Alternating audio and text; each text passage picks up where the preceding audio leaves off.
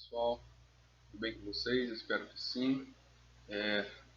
Vou apresentar a minha parte do trabalho, que trata sobre sentenças, proposições e enunciados. Ele se encontra no capítulo 1º, ali mesmo, né, na parte 4, na quarta parte. E ela vai da página 10 até a página 15. Então vamos tratar desse assunto, em que o autor ele propõe algumas definições, algumas coisas que são importantes ali no trabalho, para entendermos melhor a lógica.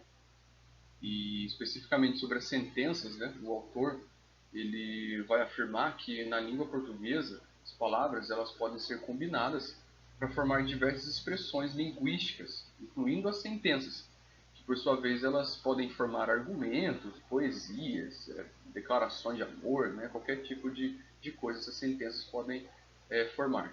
Então, uma sentença do português ela é uma sequência de palavras que contém ao menos um verbo flexionado. O autor vai colocar a importância da gramática nisso. Por quê? Diz assim que nem toda sequência de palavras constitui uma sentença. E o que determina quais sequências de palavras de uma língua constituem sentenças dessa língua é a sua gramática, ou seja, um conjunto de regras que dizem de que forma se podem combinar as palavras. E as sentenças elas ainda podem ser classificadas de vários tipos. Porém, como num argumento se pretende afirmar a conclusão com base nas premissas, então tanto premissas quanto conclusão elas devem ser coisas que podem ser afirmadas ou negadas, ou seja, coisas que podem ser consideradas verdadeiras ou falsas. E dentre esses tipos de sentenças, o autor coloca as sentenças interrogativas, como uma pergunta, que horas são? Ou sentenças imperativas e exclamativas, como uma frase, fecha a porta. E esse tipo de sentença não é admitida em argumentos, porque nenhuma e nem a outra pode ser afirmada ou negada, ou considerada verdadeira ou falsa.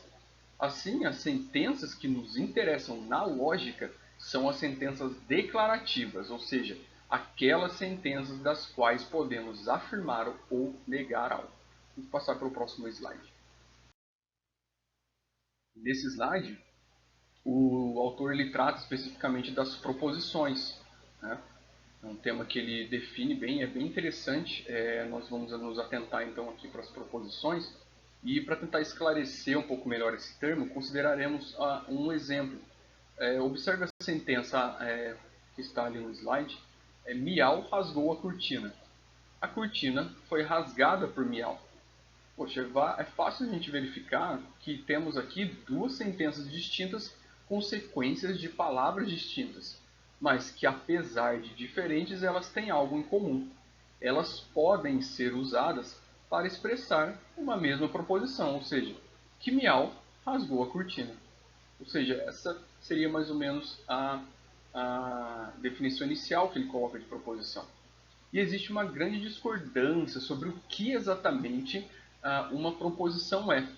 Contudo, o autor propõe reservar o termo sentença para falar de sequências gramaticais de palavras, como nós falamos anteriormente, e proposição para aquelas coisas que podem ser verdadeiras ou falsas, em que podemos saber, afirmar, rejeitar, duvidar e acreditar e assim por diante.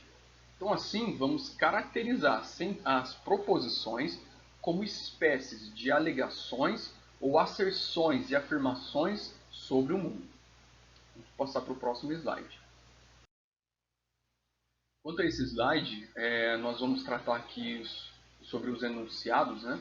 E aqui o autor caracteriza como uma espécie de eventos dentro de um contexto que pode ser datado envolvendo afirmação por alguém em alguma situação de alguma proposição.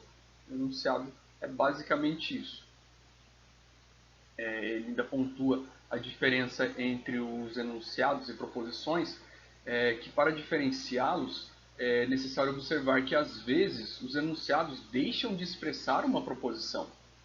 Por exemplo, quando a gente afirma apontando para uma mesa vazia, aquela garrafa de cerveja está quebrada. Embora eu afirme uma sentença e, portanto, profira aí um enunciado, existe uma falha em expressar uma proposição, porque não há nenhuma garrafa de cerveja lá. Portanto, é impossível negar ou afirmar algo. E considerando ainda que esse foi um livro introdutório, o autor ele faz a seguinte simplificação. Ele diz assim, aí está escrito, né, no texto, fica mais fácil para vocês acompanharem no slide, que, simplificando, considere que o contexto, que seria o enunciado, ele estará, de um modo geral, claro, e que uma sentença expressará apenas uma proposição, teremos aí a possibilidade de verificar um argumento. Então, diante de tudo isso que foi dito, nós podemos então, quanto aos argumentos, redefini-los como conjuntos não vazios e finitos de proposições. Afinal, são as proposições que podem ser verdadeiras ou falsas. Desse modo, a gente termina a apresentação que o autor fez das sentenças, das proposições e dos enunciados. Agradeço a todos pela atenção. Até mais.